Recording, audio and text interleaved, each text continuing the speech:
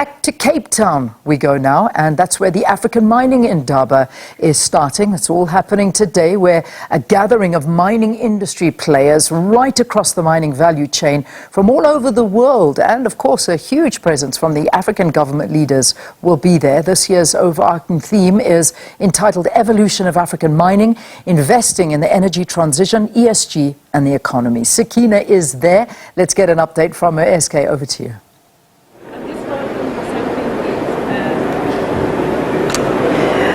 Well, thank you, Leanne. And indeed, the world is here. I mean, just looking, and you may not be able to see it, but right across from us is a stand from a company called Modern, and they are from Saudi Arabia. To my left, huge exhibition there by Germany.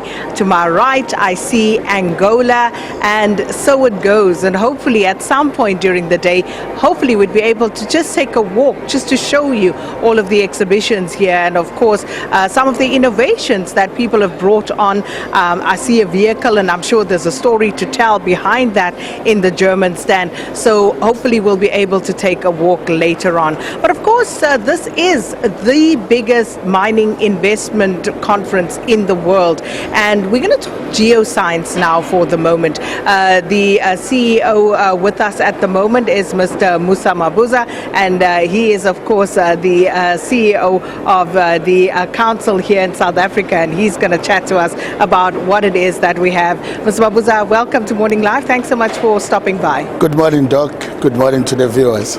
So let's just start by looking at what we have in South Africa. So yes, we talk about this embarrassment of riches when it comes to the minerals that we have. Yes. Gold, iron ore, we're talking about diamonds, the platinum group metals, and so on and so forth. Yes. So we are currently mining 53 mineral commodities, and with the geological mapping program that we are doing, we are beginning to realize that there are possibly more new additions that we are going to bring into the basket. I can't tell more yet. The science will uncover first, but these are exciting times indeed to be in South Africa, to be doing geology, and to be part of the new history that will catapult South Africa into the next centuries of mining. I was looking at some of the geoscience data, and very interestingly, the government has of 2021, as of last year, decided that the geoscience data in the country be made public. Yes. In order to enhance the transparency around what it is that we have and what we are doing. How has that worked for you? Are you enjoying the new space? Well, yes, we launched our data portal on the 1st of July last year. Our minister will be officially launching it today. I was amazed at how much South Africans have been yearning for this data. The geoscience community at large.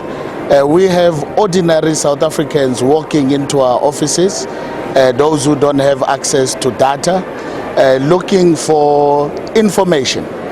And ours is to collect, process, generate knowledge, and disseminate that knowledge. Since we launched this data, we have had almost 17,000 downloads, and continuing. This was the data I checked this morning, and we are excited about this new era. As we should be. I'm just taking a quick look, as you say, looking at that portal and looking at some of the data yes, coming off it. The country's production by quantities, for example, of these minerals. Yes. And you can correct me if it has changed in the meantime, but dominated by coal at 25%. Yes. Then your platinum group metals, 24%. Yes. Also looking at 16% gold, iron ore, 11%, just to look at a few.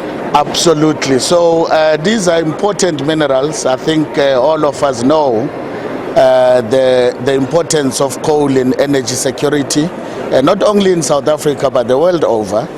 And I will hasten, Sakina, to say there is a project that is sponsored by the South African government and the World Bank, which is looking at research on carbon capture, utilization and storage. This is a scientific intervention that explores the possibilities of limiting and almost eliminating the emission of carbon dioxide. And if the economies make sense, and we are still at the early stage, if the economics make sense, we would be able to continue to use coal and fulfill our commitment to the climate change protocols. How far are we on that road, though? So we have identified a site close to the major emitters in Mpumalanga. The government of Mpumalanga and the district and the people of Mpumalanga have been excited about this project. We have engaged with them. They have given us a land of 5 square kilometers to pilot this. I think in the next 2 weeks we will be finishing the flying of a high-resolution geophysics survey. And what that is that it gives us an indication of the characteristics of the rocks underneath that area, so that we can identify and confirm that the rocks that we have identified in which we will inject the carbon would be safe, and they would be able to store that carbon dioxide responsibly and environmentally safely. Until we pass that test, we will not be able to proceed. So we expect that in the next 18 months to 2 years, we would have concluded the pilot. Now, that is absolutely fascinating, talking about storing the carbon in rocks, and ultimately, down the line, how does that work out? When you store it, does it remain in that form, for centuries to come, or does it ultimately evolve into something else? Well, there are numerous things. The reason we call it CCUS, the use for utilization. So the idea is you capture the carbon, and carbon has other applications. It's got other industrial applications and agricultural applications. So what that would do is, we think the hypothesis is between 70 and 90% of the carbon you have captured, you can then use it in other economies. So you can catalyze other economic activities. Then the remaining 10 to 30% is the one that we are looking at storing. Now, storage means one of number of things. One of them is that it can help improve the acid mine drainage. We are testing that hypothesis, and if it is, then instead of carbon being a problem, science is turning it into a solution for humanity. And if that hypothesis is tested, we are going to be particularly proud on how we are using geoscience to solve societal problems. But also, the reason we are looking at characterizing the rocks, we need to make absolutely sure that we can inject it in the rocks where it can crystallize for millions of years to come without ever having to come out onto the surface. And it should also not have detrimental environmental effects. So I last did geography in standard 7 back then. I don't know what's a grade 9 now. So yes. What type of rocks would at this point, according to what you're working on, be most suitable for that sort of thing? Well, there's quite a number. In fact, our scientists at the Geoscience, about 18 months ago, they came to me and they said, we think you can inject this thing into the basalts. And I thought, guys, basalts. And so they said, well, can you give us a chance to look at them? Well, we are a science organization, so look at them. And advancements have been made so much the world over that I have seen the Canadians and the Americans and some of the European scientists also considering basalts for storage. Now, that is also still at research phase, and we think that we are going to make major breakthroughs in the next months and years to come. So that is going to be an absolute game changer. It would. just in terms of what we are currently dealing with, we talk about air pollution, especially in the coal belt and in Mpumalanga. This could be a major game changer. Absolutely, we are very excited about it.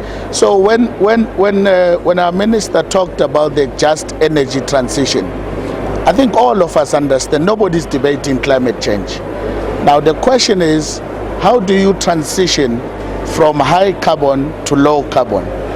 It's not necessarily that you have to walk away from coal and close down the coal-powered fire stations.